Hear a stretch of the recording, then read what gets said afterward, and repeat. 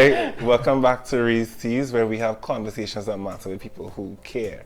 Today, we're joined by a new friend. He's actually the first guest I've ever had who I don't know personally, but I'm excited to get to know him.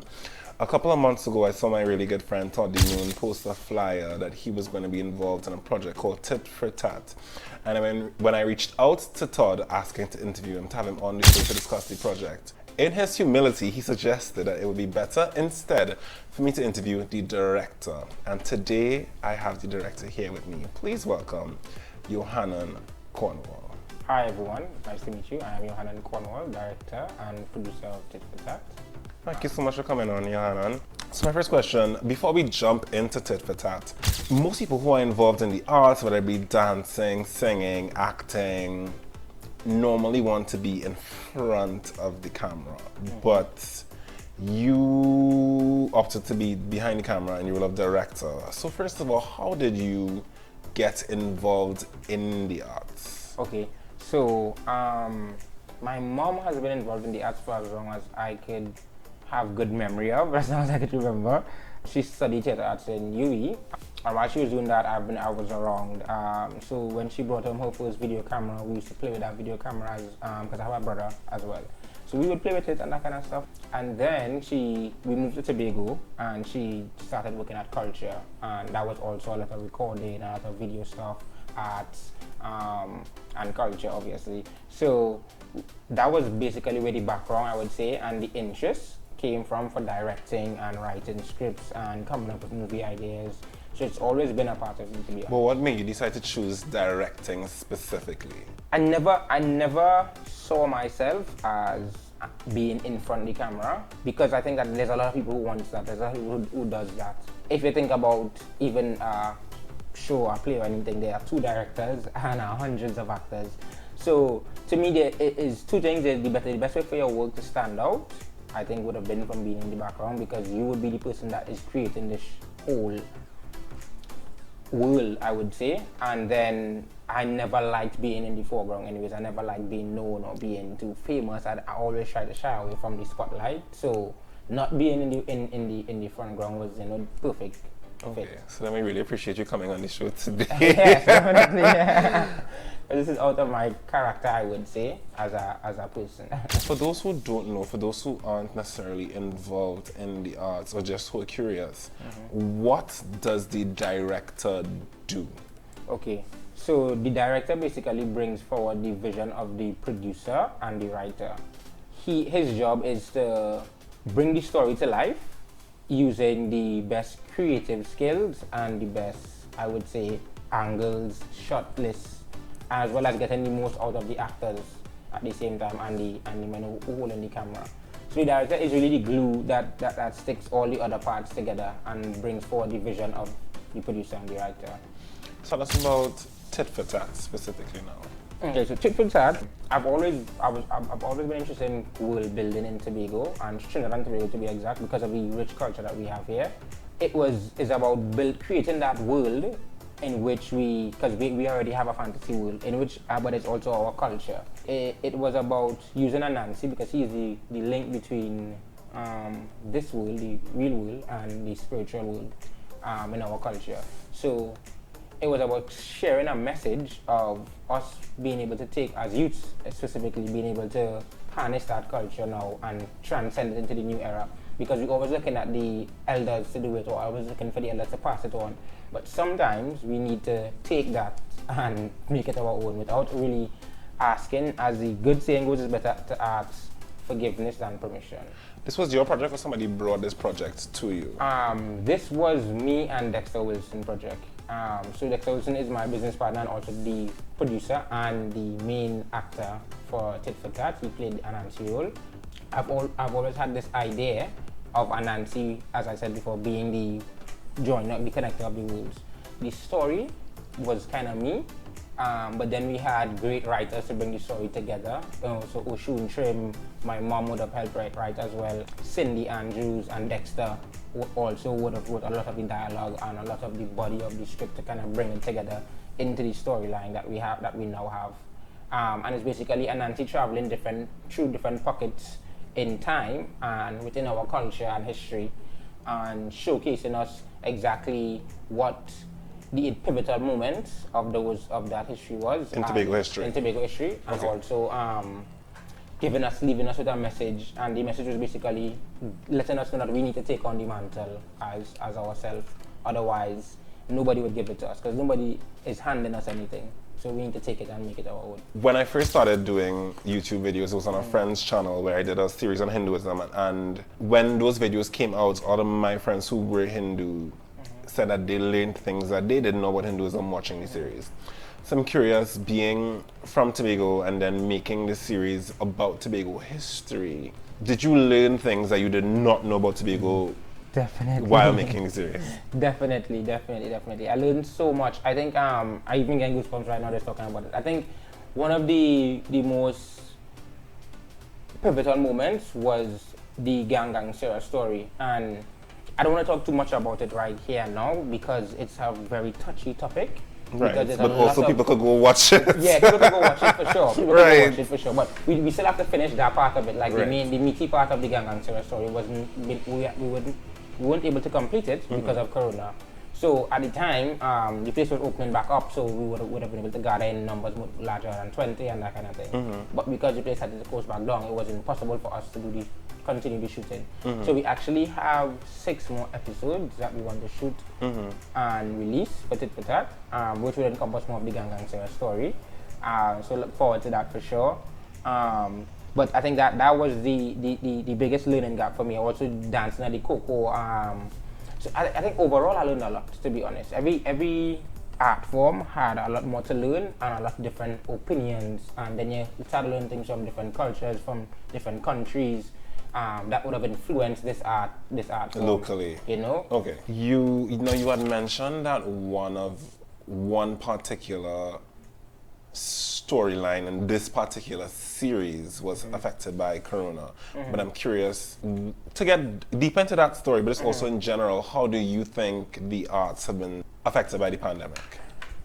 Definitely a lot. And I think it's a tricky place for the lawmakers as well as the private sector that has to work with the lawmakers, because we have to understand that is life and that we're dealing with. But at the same time, we also have to figure out how do we move forward in this situation, because it's a unique situation and it's never happened before. So we have to be creative, and as being in the creative industry, I think that is something that we are good at. I also think we need to be more loud. We need to be a lot more aggressive on what we need to get done for us to survive in this time, and also to keep people surviving, because we are the lifeline of happiness all around the world, entertainment industry. So if that literally falls apart, then I think the world will go into a horrible place. And that's why we have so much of private zest happening and all these other small events, and people still trying to find that release. So we need to figure out what is the future for us, and we need to lobby for that future very, very strongly. Absolutely. I said that we had a Halloween episode on the show, and in the beginning of it, I spoke about the fact that everybody, when it comes to who they consider essential workers, they've all been talking about like the hospital workers and the teachers, but I think a lot of people have missed the fact that for those who are quarantining, for those who are inside, or even for those of us who work and come home from work, what keeps people sane is entertainment. It's books, it's movies, it's television shows, it's music. So that, because there was like a survey done in terms of who you thought were essential versus not, and at the bottom of who people thought were essentials were artists. And it occurred to me just how much people don't understand how much art influences life. So I agree with you that artists have to be loud about what they need to continue doing what they do, because what they do is important, just people don't realize how important it is. And I think not to be inpolitically correct to say this, but I think I have a big issue with the essential worker conversation, because are we saying that all work besides these works are non-essential? Well, it's a new, what to call it? It's a new qualifier. Now that people are now separated by much like we've had race, like we've had color, everything else. There's a new thing now where And it's something that I don't want us to get too into comfortable saying. Yes. Because all work is essential. Like we just listed, if we without the psychologists and the entertainment world and all the other parts of the world that we created to make ourselves comfortable, it just doesn't work. And so we need to realize that and figure out how do we make these parts work for us. Absolutely. We strayed a little bit, but that was an important conversation. As a director, with you career-wise, there's certain directors you can see a pattern in the types of projects that they take up.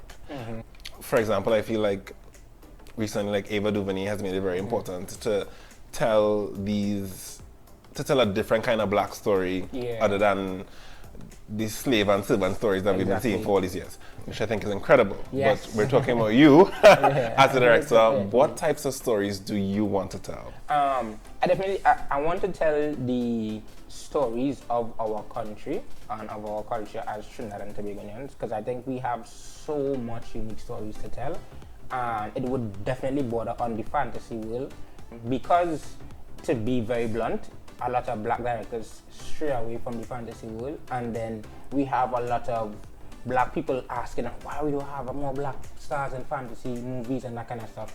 And one writer said, well, why don't you just write it or direct it? And I think that's definitely what I'm about to do. So the world that I would create would always, I wouldn't say always, but I think for now I'm definitely consistently building that Anansi whirlpool, because I think he as I said, he has the ability to connect all the other worlds. So I would utilize him to tell a bunch of different stories from here in a lot of different ways, because as I say a lot, stories are only two things to me. It's either love or war. So it's all about how you tell that story differently, and some stories have both in it. So I think once we able to exploit and market our culture properly, then we'll be able to tell as many stories as we'd like to in any way that we want. Okay, so Corona or no Corona, where do you see the future of local entertainment going? I think Corona or no Corona, the first thing that we need to do is start coming together as an industry, because we, in Tobago in particular, we do have an industry. Is okay, that's there's some sort of bubbling that wants to become an industry. And I say that because of how bad it is in Tobago. So from looking from Tobago, looking at Trinidad, relatively, you look across and it's like, well, that looking like an industry. You know? But because I have a lot more experience, I know that that's not an industry there in Trinidad. Understood. But it's just about knowing that Tobago needs to at least get to that Trinidad point, and Trinidad needs to at least get to that, I would say, Barbados point, because Barbados has a way, or Jamaica point, because Jamaica has a lot better industry in terms of entertainment, absolutely, than us. And so we need to create that cooperation, that cooperative, and that business model that encompasses the entertainment industry, and that pricing scheme that kind of levels the playing field across the board. Okay, so earlier off air, I was having a conversation with some friends about Gael and the downfall of Gael. And one of the things that was mentioned is that back in the day, Gael was 100% local entertainment. At no point in time was there going to be a Walker Texas Ranger airing at 6. Where do you see, so in Trinidad and Tobago now, where the place that was once a home for local entertainment no longer exists, where do you see local video media fitting? Okay, I think because we haven't caught up yet to the rest of the world, we still have TV as a major thing happening here. If we look at examples of what happens, especially what is happening, right now with the social media era, what we need to do as an entertainment industry, and this is why I think Trinidad is so far ahead of the curve, is start creating those influencers that could then branch off into promoting and marketing a site that we have our stuff on, or promoting and marketing a Netflix that we might create for Trinidad. And so you see it more as being online, definitely, streaming, definitely, promoted by influencers. Definitely. Okay. Definitely, because right now that's where we act, because our videos and local movies may not air anywhere else on TV. Understood. But it's big online, and most people are online. So the television is dying, and I think that's why Guyana was just the first to fall, because they wouldn't have local content. But I think. But most people consume their media online anyway. Yeah, so everybody would follow suit and fall eventually. Okay, so let's just say, without like a Trinidad and Tobago Netflix then, let's say someone, maybe you, creates that website where people could go on and watch local media, because something that you had just mentioned to me was pricing across the board. Yeah. I think when it comes to local things, the same $50 somebody would pay to go and sit down and watch Avengers, they will find it hard to go and sit down in a movie theater and pay to watch Johanan, who I went to primary school with, put on a movie. Definitely. And that perception is what has to change. Right. But how do you change that? That's what I was going to ask you. Question. And the way of changing that is first, because for instance, when an artist from Trinidad and Tobago makes it big, not here, out there, we then accept them over here. And so it's about utilizing the web to now bolster our culture and our products, so that the local market realizes the value of it. Understood. Because if it's on the internet, people have the internet everywhere. And if the same movie that Johanan that I went to primary school with end up being big, and then Johanan on Good Morning America talking about his show that's on Netflix, all of a sudden the same people will pay the same price to watch it. Absolutely. Absolutely. Johanan, but you have a vision? Yeah, definitely. Thank you. I've been told that outside of your work in film, that you also have a clothing line. Definitely. Tell me, what's your style? Like, what kind of clothes are you making, and who's your customer? Okay, so this is the clothing line here. It's Expression. I came with it on. I'm not sure if you can see it. Can I switch angles? Quick, I can. Yeah. So this is the clothing line here. This is just something. It's the hoodies that we do. I would say hoodies is one of our biggest sellers. I think because when we just started Expression, we wanted everybody to kind of create their own style, and hoodies wasn't when big in Tobago here at all. So we wanted to start with that so that we kind of break that market. Really? Within hoodies, yeah. So when we came up with hoodies, we came up with extra longs, and it was at that time extra long was playing real big. So it was a lot of streetwear style, but very much not what you would see here in Tobago. So I think that was the first thing that kind of piqued the interest. So as much as we are Trinidad and Tobago, you were saying to me that there's a very different fashion sense in Tobago than there is in Trinidad. Definitely. Because definitely. My wardrobe is full of hoodies, so this is like news to me. Definitely. I think because Trinidad is a lot more industrialized than Tobago, so there will be a lot more places where the hoodie would make sense to wear. Right. But in Tobago, where we do have that much stuff happening, and a lot of places to wear the hoodie, literally only places you would wear a hoodie is probably movie town or in the night somewhere. Or maybe at your office and work. So here the hoodie it was always for function. Yes. Wow! I get a wow. Wow. Can I get another wow? Wow. Give me another one. Wow. Call the ambulance. Wow. You understand? So we kind of broke that market, and people was like, why you wearing hoodie in the hot sun and that kind of stuff. I was like, style, you know, that kind of way I'm a rag. Atmosphere, everything cool. And so we started breaking down market for hoodies, and people started buying different colors of the hoodies and that kind of thing. And a big part of breaking down market, so I'll show you a big example to just to tie back on what I was saying earlier. Tobago have that same mentality as you said they would wear. They don't support things that generally come from Tobago, really. Right. Although they're very clangish. So it's weird for us here because we love our own in Tobago here. Right. But only when everybody else loves it. And then we love it more than anybody else. Right. So, for instance, when we just started, we started selling male clothes. And none of our friends would buy the clothes. And females literally bought out all of our stuff. And then we started... Because girls always cool. Because girls always cool. You understand? Then we started selling female clothing, and that went crazy. We had some Instagram influencers from Trinidad that we link up with and that kind of stuff. And they would have sent the brand to a whole different level. So in Trinidad now we have people calling us for clothing in Trinidad, and we have a big market in Trinidad. And now it's big in Tobago. Yeah. And now everybody in Tobago want to get it as well. So you run into an issue where we end up running out of stock. And then Corona came recently. Understood. And we didn't know how to maneuver.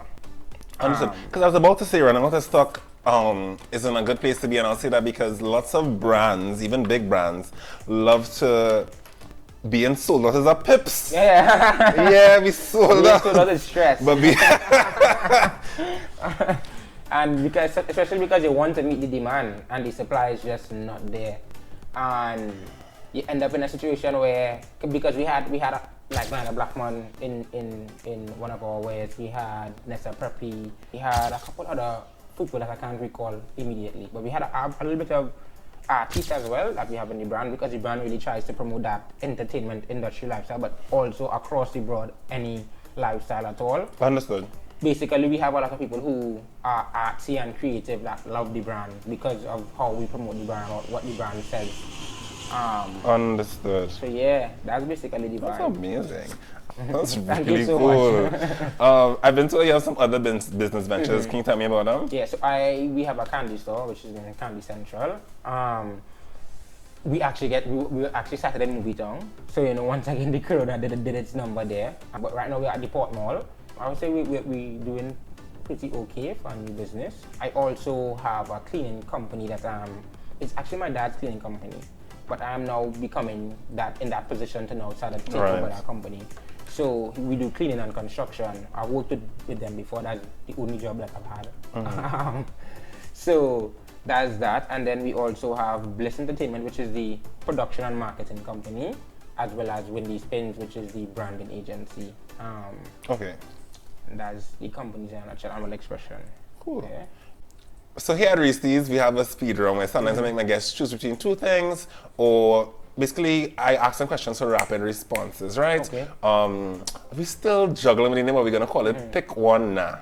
Okay. Right? Are you ready? Yes. Cool. Definitely. What's one film you wish you directed? It's not a film, but Game of Thrones. All right. What's your favorite movie of all time? Ooh, that's an extremely hard one. Wow. Oh my God! Wow! Oh my God! Guardians of the Galaxy. Guardians of the Galaxy. Right. What's one book you wish to be seen to the movie? Book into a movie, which that for that. Lots of old movies and TV series are being recreated lately, having lots of what's the word I'm looking for? Reboots, right? What is one movie or show from your childhood that you'd love to see a reboot of? A good reboot. Ironic enough, I'm sure if you ever watched this movie with I can't remember the name of it, bro, but it was with Bugs Bunny and Space Jam. Space They're Jam. making a Space Jam too, Yes, I with need to- LeBron I James. need to get that. Okay. That is what I need. What is your? So you have your own fashion brand, but what's your favorite fashion brand? My favorite fashion brand is probably,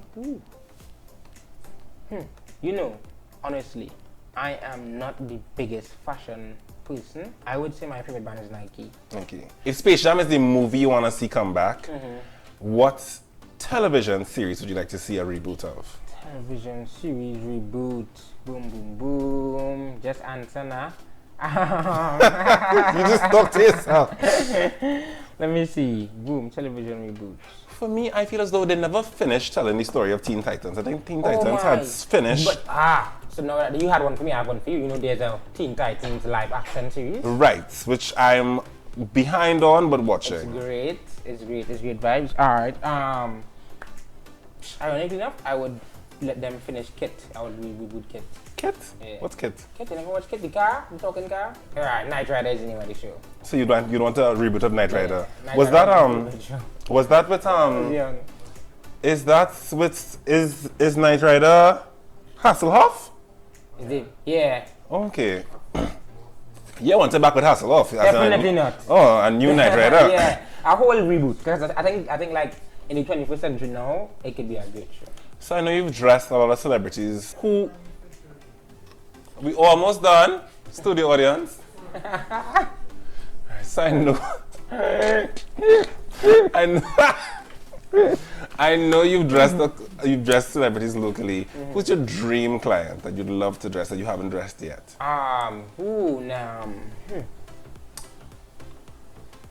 Yeah, Chelsea. Ooh. Shensia. I love It's Shensia. somebody I need to dress for sure. Ask Nyla if you. Nyla, definitely. Yeah, That is the you link know up. Nyla, ask Nyla. That is the link up. What is your favorite TV show on air right now? Favorite TV show on air right now? Blacklist. Blacklist is like heaven. And if you could give advice to anybody who's interested in getting into directing, what would it be? Learn the rules, break the rules, and have fun. Nice, I love that. Well, thank you so much for coming on, Johanan. Thank you for having me. I really appreciate it. Lovely. It was Well, really guys, sorry. It was really fun. I'm glad you had a good time. Johanan, thank you so much for coming on. Most definitely. Thanks for having me. I look forward to having you back on again, hopefully to promote your next project. Guys, don't forget to like, subscribe, and hit the bell notification. In the description bar below, I'm going to put the links to all of Johanan's businesses, as well as the link to get to see Tit Fuh Tat, and probably by the time this comes out, his other projects. And we look forward to seeing you in the next one. Bye!